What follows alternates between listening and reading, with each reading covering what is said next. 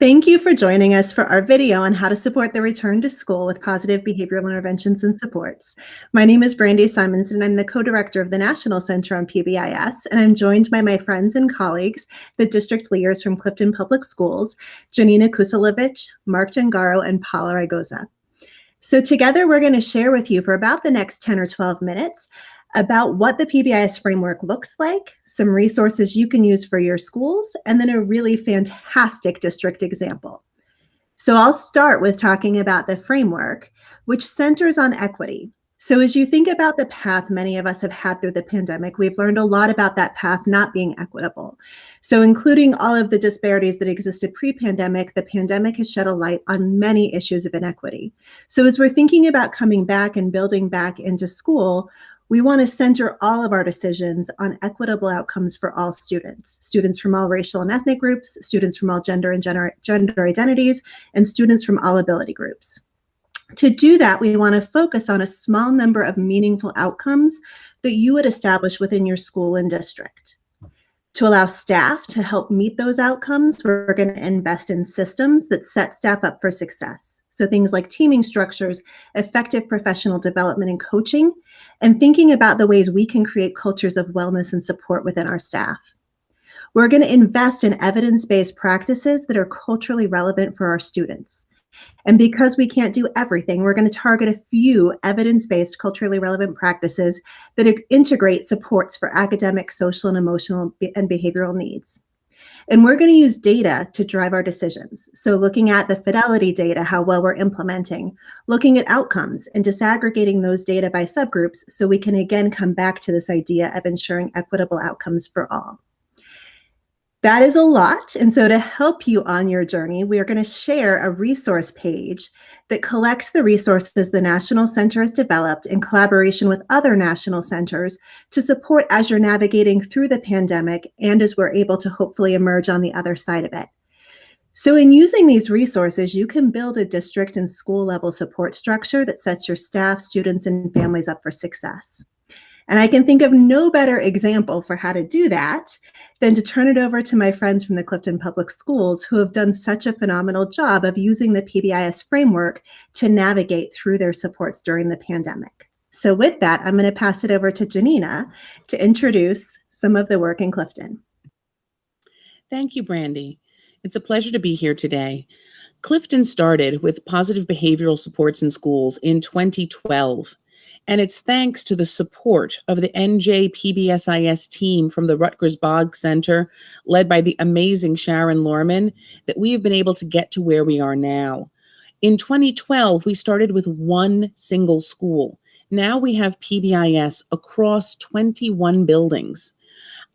Thanks to a very timely receipt of the Federal School Climate Transformation Grant, we are now able to provide full support for every one of our schools to be implementing PBSIS.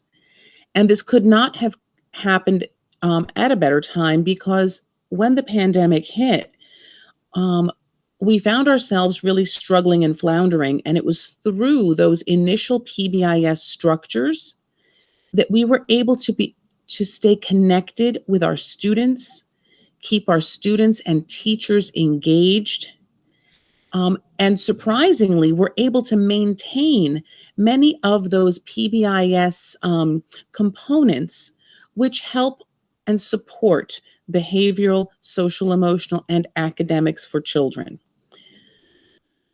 PBIS also became a big part of our reopening plan. Our reopening plan was a summer-long project with 381 stakeholders involved in many different areas. And we had to find a way to set universal health and safety and virtual and in-person expectations in order to reopen our district. So we were able to leverage the structures of PBIS for that purpose. Thanks to PBIS, we were able to set those universal district-wide expectations. Each school was able to set their own individual need expectations.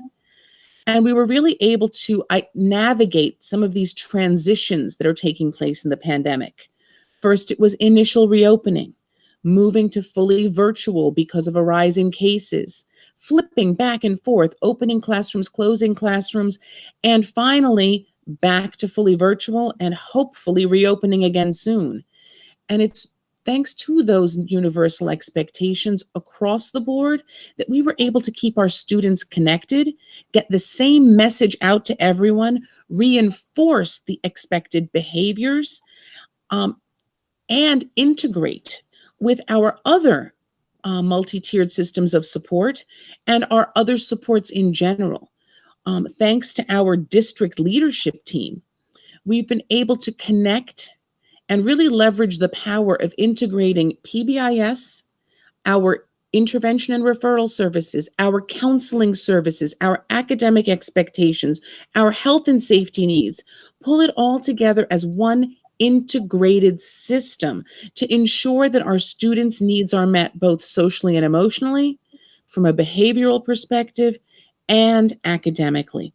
So we are really thrilled that this happened at this very timely moment, and PBIS and keeping it going through the pandemic, both in person, virtually, and in the hybrid format, has helped our students and our teachers navigate this new reality. So we've really been able to leverage this system. If I'd like to pass this on now to Mr. Mark Gengaro, who is our district administrator for climate and security, so that he can speak to some of these specifics that have really helped our children and our district keep moving forward in this pandemic. Thank you very much, Janina. The very core of the district reopening plan prioritized and focused on the health and safety of our students and staff.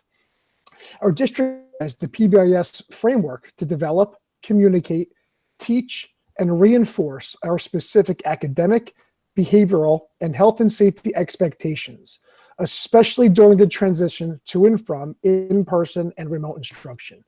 All schools, pre-K to 12, have rolled out this multi-tiered systems framework, which has helped, continues to provide to daily routines, positive student-teacher relations, in-person and remote instruction platforms. The development and implementation of the district-wide health and safety expectations have significantly helped students and staff feel safer in returning to the buildings. All teams have taught and continue to reinforce these district health and safety guidelines, referred to as the 4 Ws. Wear your mask, wash your hands, watch your distance, meaning adhere to all social distancing guidelines, and who to seek for help. More specific, students are taught where and how and who to seek if they're feeling physically or emotionally upset. As demonstrated in this slide, signage reinforcing the 4 Ws was displayed in all buildings in the 3 most commonly spoken languages in Clifton schools: English, Spanish, and Arabic. In addition to our health and safety guidelines, the leverages PBIS using to promote student engagement and motivation and to reinforce learning expectations for both those in-person and remote instruction platforms. Go to our next slide, please, Paula. Specific to professional development, recognize that education is paramount to the success of any organization, especially when driving a district-wide initiative.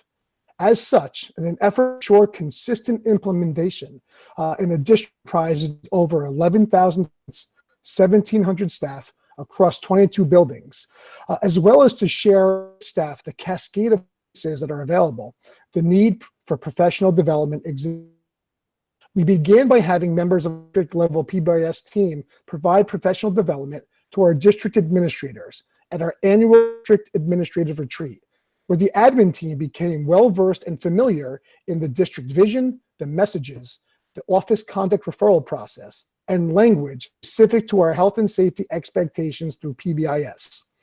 Prior to the student instruction, members of the district level PBIS team and training to staff at all 3 grade levels, elementary, middle, and high school, to ensure the information was disseminated consistently. Finally, each universal prevention team provided building-specific professional development that was tailored to their specific overarching expectations that were combined with the district 4 Ws for health and safety. What you see in front of you is just one sample of the many training opportunities that we provided to our staff in this district. At this time, I would like to turn the presentation over to Paula Regosa, our District SIS Coordinator, to provide examples and walk us through some samples of what this rollout looked like in our buildings. So let's take a look at School 11's sample and how they rolled out virtually this year. For your viewing pleasures, we've identified lesson plans for you to take and use in your own time, but we wanted to take a moment and talk about what they did. Their lesson plans went out for over a month, and they went on and they took their time instructing students and staff on the process in their building. They then switched onto an electronic platform for recognition. They paired their recognition system with praise-specific statements, and they had the magic of increasing pro-social behaviors in their buildings, in particular those district-wide and building-specific overarching expectations. Students had the ability to trade in those valuable points for free and natural incentives. Those things included sunglasses or positive phone calls home. But at the end of the month, they also had the ability to either trade in those points or enter their monthly raffles. Moving on to our Woodrow Wilson Middle School example, what this team did very, very creatively was combine their overarching expectations and the district-wide expectations. Over a week-long instructional piece, students were instructed by staff on these expectations, followed by the end of the week's celebratory event. Let's take a look at Woodrow Wilson's video that they used during that instructional time. Hello, students. I just want to take a moment to commend you on a great effort for the first couple months of school. On behalf of the entire staff here at Woodrow Wilson Middle School, we want to encourage you to keep up the outstanding work. As we move together on a positive path, let's remember we're one Clifton and we're working together to achieve success. And because we are all in this together, at Woodrow, we say Mustangs are all in.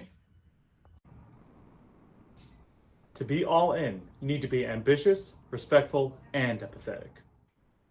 You can show ambition by arriving on time and participating in your Google Meets, respect by having your camera on throughout the class period, or empathy by helping a fellow classmate with a question or technical issue.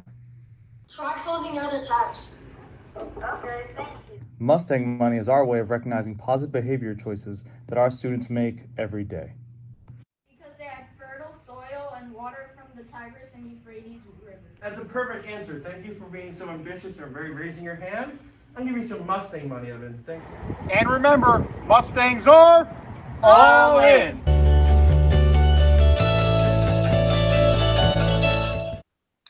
Great. Now, the last piece to our district-wide implementation process is at our high school. The sheer size of our high school, that is comprised of over 3,000 students and 400 staff, naturally presents challenges when implementing a multi-tiered system of support. The high school was able to implement and teach district-wide expectations, which afforded us the opportunity to expand across all grade levels, whereas the foundation previously existed only at the 9th grade Mustang Academy.